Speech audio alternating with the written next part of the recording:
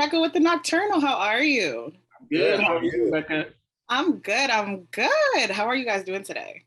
Yeah, I mean, listen, it's premiere day. Okay. Premiere party day. Listen, we feeling good. I felt that. So let me get into my first question. You both worked on the show Insecure together. So how did this collaboration come about? And what was the conversation like when coming up with the concept for the show? Well, the collaboration came about years before Insecure. Before Mike, it came years before Insecure. And then as time progressed and as we continued to collaborate and this was became a passion project for us. And we just kept on supporting one another and saying like, yo, we got to make this show. The show has to happen.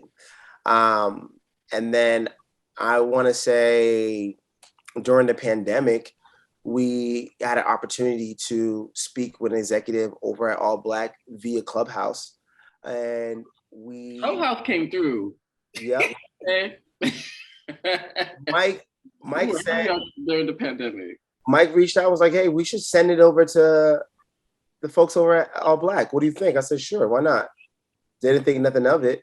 And then a couple weeks later, Mike, right? A couple weeks later? Yeah, like a few weeks later. We were going on about our lives. I was in LA, Jean was back in Boston.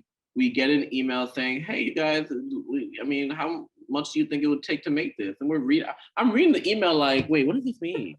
Does this mean we're making this? Wait, what's going on? And I'm over here like, Jean has not responded to this email. I'm like, why is Jean not responding to this email? So I call him up. I'm like, what are you doing? Are you not checking your email right now? And he was at home in Boston fixing his mom's pipe in the basement. Yeah. Just to show you, like, just in terms of like art imitating life and life imitating art in terms of the show, like he was legit doing a task for his mom when we got the call that they were interested in making the show about him and his mom. So it's just great. Yeah, it's nuts.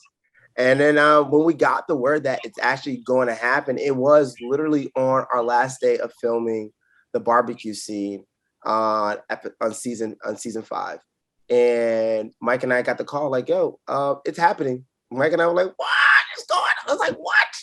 Yeah. So what is it? Yeah, when we got the call, we were on set for episode 9 of Insecure, the final season, and we were just behind the scenes, like talking about whatever, and then we both got the email saying, "Oh, was it the deal closing or was it the deal's closing?" We got the points to close the deal. Yeah. Oh, that's amazing. First off, that's an amazing story because there's so many twists and turns in there.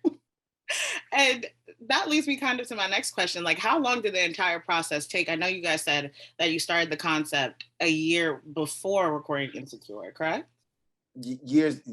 Like I was season 2 of Insecure.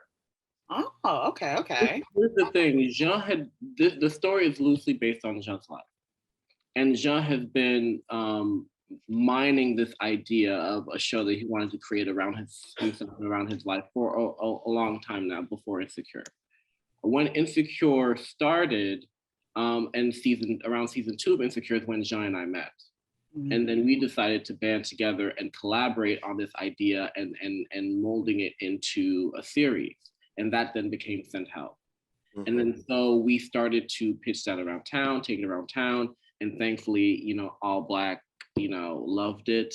And we thought they were the perfect network to partner with because, we want to live where Black content lives. And they've been great partners, so we're really excited for the show to come out August 11th, next week. And it's coming, and the way the months are going, things are happening really quickly. So by the time like this. Next thing you know, it's August 11th, and everybody's just talking about it on Twitter. Oh man, for real! I look forward to the day. So, as someone who is Haitian. Yes, my boy. I knew there was something.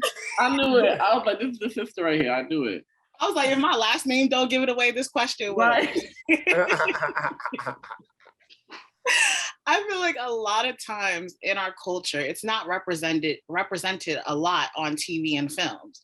So how important was it for you both to create a project like this, especially when discussing representation? It was very important for us. It was very important for us to just capture the essence of what it means to be a first gen Haitian American kid in America, especially a kid who chose something outside of the scope or the purview of their family members. But also, this is not. This is the. I believe this is the first of its kind Haitian American story that's being created. But the thing is, though, it's not a monolithic story because everybody's experience is different. You have experiences from Haitians in Boston, Miami, New York, Montreal. All their experiences are different, but there is a through line through all of them that I feel like we were able to capture in the creation of Send Help. And it was very important for us to have that. So therefore, it's not just something that you have to be Haitian in order for you to get it. You could be from any culture and still find something and resonate with it and feel like, oh, that's my mom, that's my friend, that's my homie. I went to school with that kid, you know what I'm saying? So you have that connection in the show, but it was very important for us like to even have that specificity of like things that kids, immigrant first generation kids go through when dealing with their family members, dealing with their friends, and dealing with themselves, you know? Yeah, absolutely. We wanted you to feel like, Fritz felt familiar. His family felt familiar to yours. But at the same time, exposing people to a culture that they may not recognize, that they may not know anything of. I feel like it's always, our responsibility to create content that teaches you something while also entertaining you. You know what I mean? And just expressing how a lot of us are very much the same. Sometimes when you see differences in someone else that you don't really understand, entertainment gives you a doorway to that understanding. And so we wanted to be able to show that, yes, this is what being Haitian American looks like. It's not a caricature. It's not a stereotype. It's not what people say in the news. We just are. We're just living and existing. So it's good to be able to express that on Send Help. Definitely. And I wanted to touch on when we talk about experiences, especially, being Haitians, being relating to other people. I think what works so well with this show is that the comedic aspects help with the digestibility of like the connection. Like there was times I was watching things, I was like, my mom just said that to me last week. And it's like that comedic aspect adds to how like I'm able to interpret and digest the show. Mm-hmm. Yeah, absolutely. That was important to us too. One thing that we really wanted to hit on in the room, because we know there are dark moments. We know that it's a dark comedy. We know that we're dispensing certain types of information, or we have certain serious themes. But number one in the room was comedy. It needs to be funny, and we need to deliver it with some sense of humor. In order for people to bury the kind of like sour moments with some comedy, so you can take it down a little smoother. You know what I mean? So a it little was mixer into it. Right. It was important for us to lead with comedy for sure. Right. It went down like a cremas, Yeah, like a good cremas. Mm-hmm. Yeah. Add that in there. Mm-hmm. Yeah. And personally for me, there were like a lot of elements in the show where, like I mentioned, I related to in terms of being a first generation Haitian and trying to make it in the field I'm trying to work in. So what do you hope viewers will take away when watching the show? I hope viewers will see themselves as far as like someone who is literally trying to pursue something and like really go at it. But also understand that you can't rest on your laurels all the time. Because a lot of times that's where people get caught up especially when they're in the creative space, they rest on their laurels, they rest on an accolade and not go out and pursue some more. And then understand that it's important for you to redream your dream whenever you're in something and you're working on something. Because as you saw, first didn't redream his dream. He thought he was good until he wasn't. And So also just expressing that you don't need to do it alone.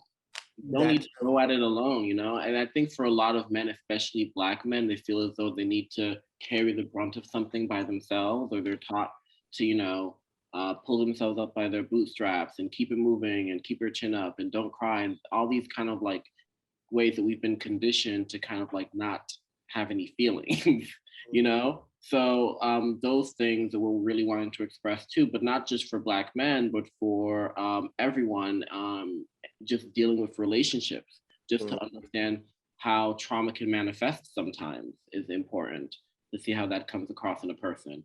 But also just, we want people to be entertained. We want people to have fun and to laugh and to learn something, and to take opposing positions on something that they've seen on the show. And they're like, I don't know if I do all that. You know what I mean? We're excited for all those types of conversations, we hope the real people enjoy the show. Yeah. Right. And one thing I think that works so well with this show is how it takes elements of, culture that's normalized in America and culture that's also normalized in a Haitian household and blends the two and shows what it's like being that first gen and having to deal with trying to balance both. Yeah. And that's a testament to our writers' room. Our writers' room was super phenomenal. They are able to just like pour themselves into the show as well. So in order for us to have that amazing balance that you're speaking of. Yeah. And having a diversity of thought in the writers' room too, like different perspectives. It wasn't an all Haitian writers' room. We had, it was very diverse room of people that come from several different cultures that understand what it just means like to have a certain type of relationship with your mom. We had a Jewish writer in the room, Jordan, and I mean, Jewish mom guilt is not so different from Haitian mom guilt. Exactly. It's very in line. It's very much the same. So, just noticing how similar we were, but also having certain differences on the show to express just a diversity of thought and expression on screen was really important to us. So we're glad we were able to achieve that. Definitely. And a conversation from the show that I want to touch on is when getting into like a career field that's unfamiliar to most immigrant parents, you are either met with disapproval or the slick and sly comments. So what advice would you give to those who kind of are going through that kind of situation? Don't let those slick and comments pass. Call them out. No, honestly, growing up, I heard doctor, lawyer, right. Yeah. Supposed to give you a slick comment. Don't let them pass. You gotta call them out on their comments. No, but seriously, it's really a matter of yourself. Like this life, the life that you lead, what you want to do with with any opportunities that you have. It's really about you and what you want and what you need to prosper and to grow and to and how you want to be poured into. Because at the end of the day, when they would like for us to prosper, we would like that for ourselves too, but also when they would at some point, where was I going with this? I think what it what is, I was saying, wait, go ahead, John. I forgot. I think your parents want to see you prosper. They want to see you win, right? Yes. But the thing is, though, when they came to America, they only know these jobs are what makes you win. Yeah. So when you're a first gen kid, you're like, nah, I'm cool on all that. I want to do this.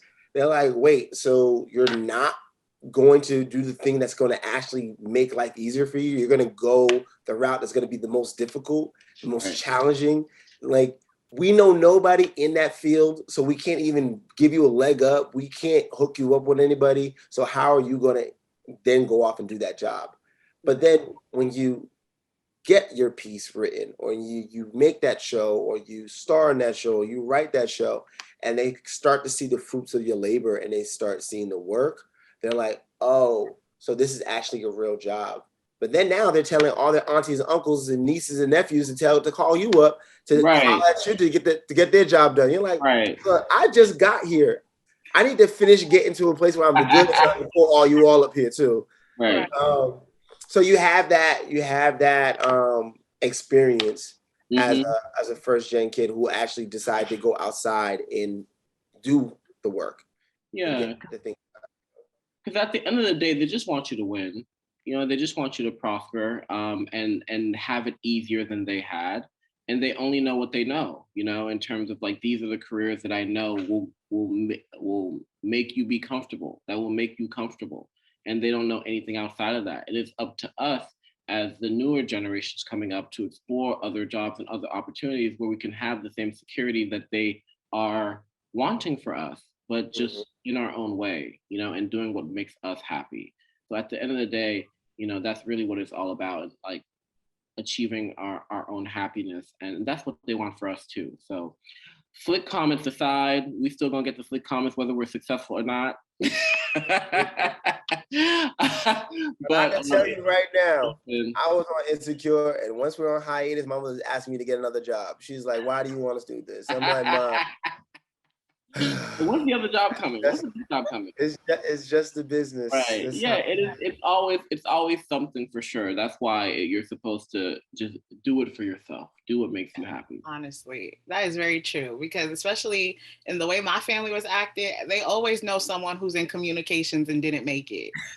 And they're like, "Are you kidding?" Right, and that's the story they tell too. It's like, well, so and so's son failed at that. It's always something like that. Yeah, no, for sure. The last question I wanted to ask, you both have your own initiatives and programs in addition to what you guys do on and off the screen. So can you tell me about that a little bit? yeah, Wanna yeah, go yeah, first? of course. I have Basset House Pictures, which is to bridge the gap between up and coming filmmakers to meet with executives and executives who run at networks and platforms, so therefore they can then get their shows made or presented on that platform.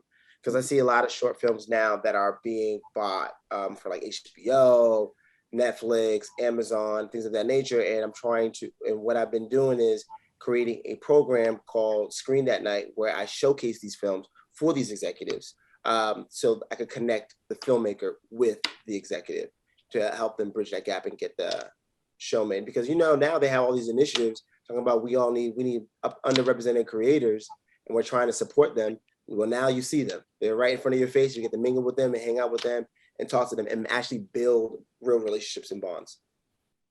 Yeah, absolutely. Because all these diversity reports come out, right? Statistics showing the lack of diversity in Hollywood.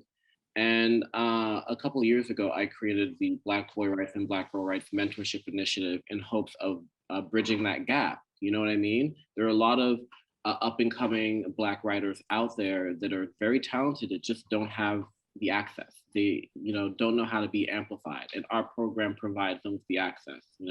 We have monthly writing workshops with them. We have monthly writer roundtables with established writers in the business, like Amy Aniobi from Insecure, Kemp Powers, who Oscar winner who won for Soul, Morgan Cooper, creator of Bel Air. Like, we have fantastic creatives that come and talk to these mentees, and we have intimate conversations about what it's like being a person of color in the industry, but also how to make it in.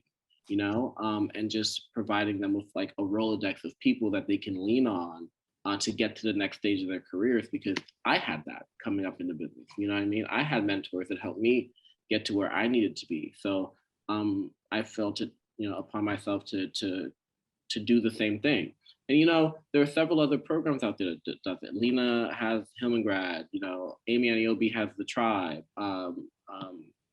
Prentice Penny has a program with USC students. So, we're all trying to bridge the gap when it comes to that particular statistic. And it's something that's great to see. Definitely. What you both are doing is amazing. The show you guys created together is amazing. Thank you so much for sitting down and speaking with me today. Thank you for having us. Absolutely. Thank you for having us, Rebecca. Of Yeah, course. pode bem, Un ponè.